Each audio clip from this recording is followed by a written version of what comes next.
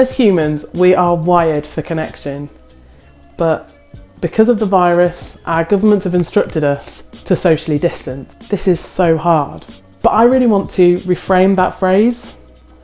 I think we should be physically distancing ourselves from each other, but definitely not socially distancing ourselves from each other.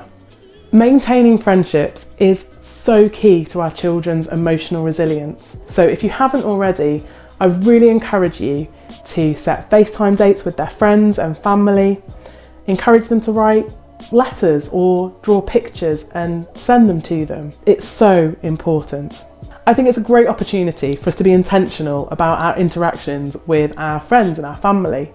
So set dates and times when you're going to do FaceTime or just phone them. Set up game nights with friends or family, but also remember to prioritise time to yourself or your partner. I think it's really, really important that we think about the people that we live with.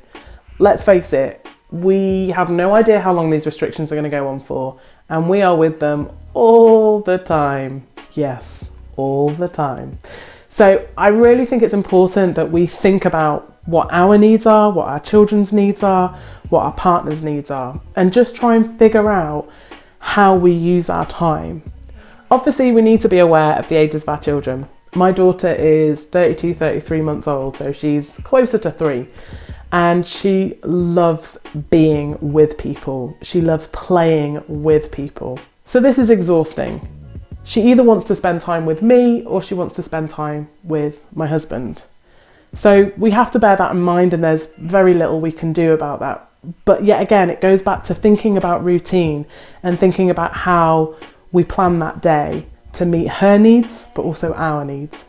If you have a partner, I think it's really important that we also really think about the time that we spend with our partners, and that we really communicate with them where we're at on that day. We don't want to be spending too much time that divorce papers might be written at the end of lockdown, but we also don't want to be neglecting each other.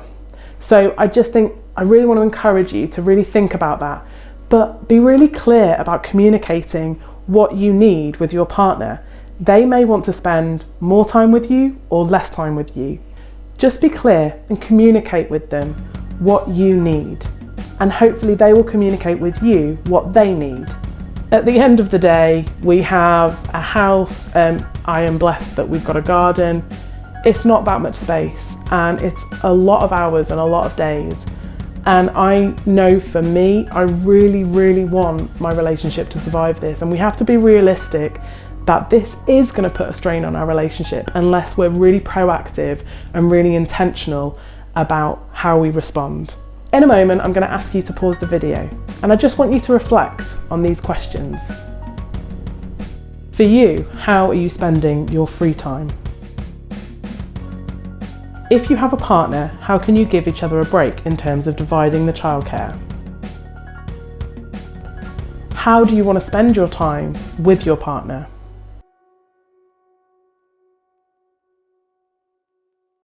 I am aware that we have covered a heck of a lot during this training, that you've possibly put lots of different goals and ideas, and that you possibly are feeling quite overwhelmed at the moment. If you feel like you've got a big list of goals, I would encourage you that you don't need to try and achieve all of those goals in the first week. Instead, what I would recommend is that you list 3 to 5 goals that you feel will make the biggest impact for you and your family.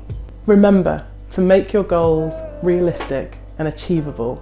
I really hope you've enjoyed this training and that you've taken loads of value that you can take into your family starting from now. As best as you can, learn to love lockdown life.